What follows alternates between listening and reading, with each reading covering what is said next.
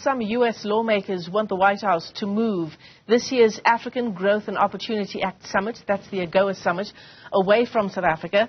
They've warned that South Africa looks set to lose its Agoa status over its ties with Russia.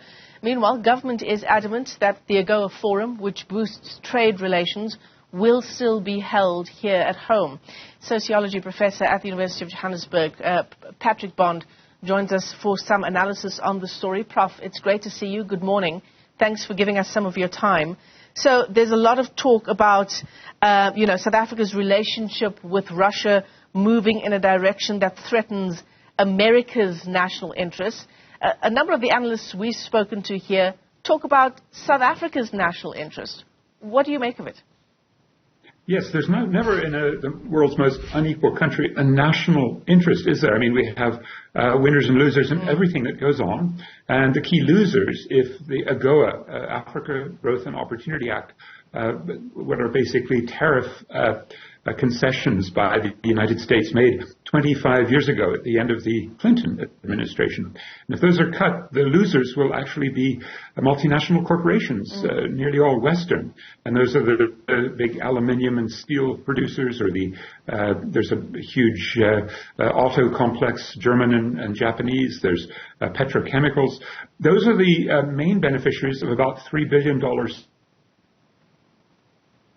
There's tariff-free. And you'll remember that Donald Trump has already started, without any real logic, penalizing the aluminium and steel producers here and their exports to the U.S. And there'd been an intellectual property dispute. So those who eat chicken here, because Barack Obama famously came about a decade ago, 2013, and told South Africa to cut our tariffs so that more U.S. birds would come in. And of course, they take the best parts of the bird, the breast, and then they kind of throw everything else to the rest of the world. And that was one of the big contentions.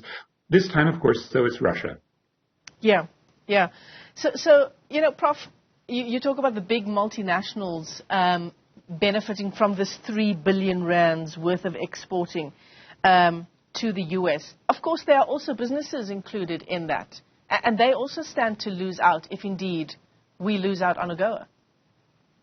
Oh, that's right. And, we're talking quite a bit these days about a just transition and about the overall vulnerability of South Africa to international trade. We really felt that, didn't we, in the COVID lockdown periods where much of the world economy was in a sort of paralysis. We thought we might see more import substitution. In other words, more of the, let's say, locally made products, cottage industries getting support. And that didn't really happen. And so we are still vulnerable. And the next one, in addition to Agoa from the U.S., they've also just announced they, like the Europeans, will put climate sanctions on exports. Most of the same high capital, high carbon products, where the energy embedded in our exports, especially these very intensely smelted minerals that become base metals, or the petrochemicals, or the automobiles, because they have a high degree of Eskom electricity, which itself is today about 85% coal-fired power generated. That's going to be the next big debate, and it's already occurring. In about 4 months, we'll see Europe begin its process of putting on climate sanctions on trade. We saw Xi Jinping do much the same for coal-fired power plants on the Belt and Road in 2021, and that killed the Limpopo coal-fired power plant that President Ramaphosa had negotiated for the Messina-Makata Special Economic Zone. This is happening all the time. Trade is a weapon of war, as well as, in the case of the Russia-Ukraine pressure, but also the climate crisis. So in a way, that's something those of us looking at the public interest have to appreciate, because if they do chop some of the trade, especially the high energy intense, there's a silver lining, isn't there, that it may then leave a lot more for small businesses, for households, for women who now are turning away from cooking with electricity and moving to dirty energy. There are some benefits we have to bring in this terribly unequal society. So, Prof, how do we understand this? Because there's some discussion, that in a way, given the discussions taking place in the U.S. insofar as Agoa is concerned and South Africa losing out, that we are, in a sense, being held to ransom, right? So how do we balance this out? how do we continue to protect our own interests and to smooth things over with a country that is our second biggest trading partner? But how do we also begin to sever those ties and focus on countries that are closer to home and, that could benefit us more potentially in the long run? Oh, full agreement that we need to really make this the Continental Free Trade Agreement work, and it's not working. And there are too many vested interests, especially at the borders, in keeping customs duties inflowing to the capitals. And then there's also the fear that South Africa can swamp the rest of the continent. But let's put that aside. You're absolutely right that there's a fine line at the moment, and I suspect that one terribly important factor is whether President Vladimir Putin will be coming to Sandton in August, and whether, therefore, South Africa risks an internal constitutional crisis because of his ICC arrest warrant, right, the International Criminal Court, as we all know. But also then there's the question, should maybe the BRICS summit move perhaps to China, which could host it quickly and easily in August. And then in 2025, South Africa hosts the G20, and that does include Russia, the G20, the 20 biggest economies. So South Africa has a quite central role in, let's say, managing world political and multilateral relations. And the one area where South Africa, combined with India, Kenya, and about 100 countries, but South Africa in the lead last year, a year ago now, failed, was to get COVID vaccine and pandemic vaccine intellectual property waivers. And that's sort of a reflection, isn't it, of how terribly unfair the world is. Yeah. As a global public good, I don't think anybody would dispute that we needed to get solutions, vaccines, and treatment. And so South Africa's attempts to do so have failed, and I think it may require not necessarily an alignment with the BRICS because of the tyrannies, the BRICS plus, the carbon intensity, but instead maybe a progressive South Africa, as we'd hoped in the 1990s, really leading the world for peace and justice and human rights and economic justice that doesn't really, depend on which multinational corporations or which geopolitical games in play we're offending. We're obviously taking it very seriously, Prof. We are sending a delegation to the U.S. to smooth things over. I'm not sure whether that delegation has left as yet. In the meantime, those investigations into what happened when the Lady R was docked at Simonstown continue. So there's that section of the U.S. government that wants to wait and see what the president finds out from his own investigations.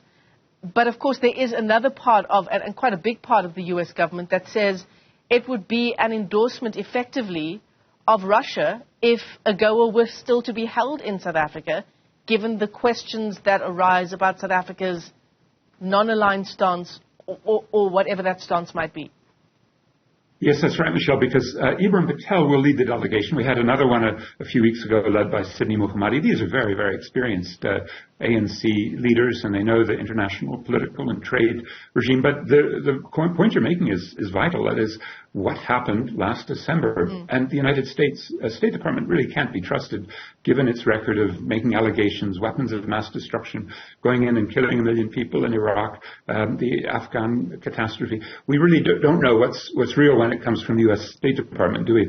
But if there were weapons, and maybe there's private suppliers, as Finance Minister Gonagwana put it, mischief makers who perhaps did load from, Denel, Rheinmetall, or Paramount Group. We just don't know that yet. Then maybe what's going to happen is South Africa will be in an embarrassing situation if U.S. intelligence is correct.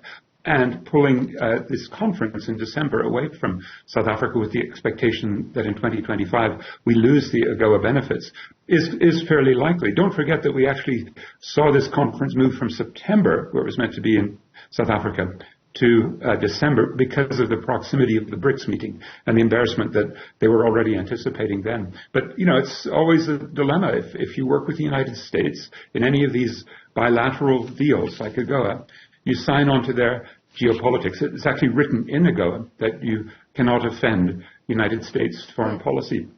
And that can be basically playing the role of the sub-imperialist. And sometimes South Africa does it well, but right now the contradictions appear overwhelming. Yeah. I mean, we can't get away from the BRICS summit either and how that will impact our relations with other countries. The U.S. the US included. It's a difficult time for South Africa, for our own politics, our relations with other countries. We're building up to elections next year as well. And Prof, the bottom line is that as these difficult conversations happen behind closed doors with high-level government officials, things like Agoa will impact potentially ordinary South Africans.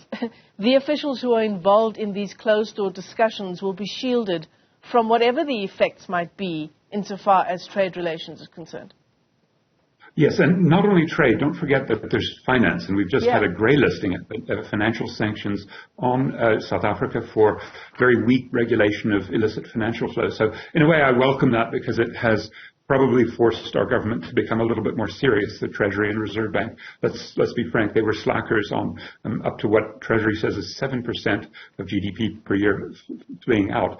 And much of that does go through the sort of U.S.-sanctioned tax haven system. But the other question, will there be a de-dollarization move? There's been a lot of rumor and chit-chat about it, but the BRICS Sherpa, as they call him, Anil Suklal, denies that they're really talking right now about an alternative to the U.S. dollar. But that would be very critical for the U.S. It's the source of enormous power and surplus drain into the U.S. And then finally, will BRICS Plus with Saudi Arabia and UAE and Egypt and maybe, a whole series of countries and an enemy of the U.S., Iran, will they come together this year or maybe next year, which is the expansion of BRICS from these 5 members, thereby diluting South Africa's influence into a group that will really pick off a lot of traditional U.S. allies, very important ones like the Saudis. So we'll watch that very carefully too. Yeah. Big issues influencing this discussion. Professor Patrick Bond, it's always a pleasure talking to you. Thanks very much indeed for coming on this morning.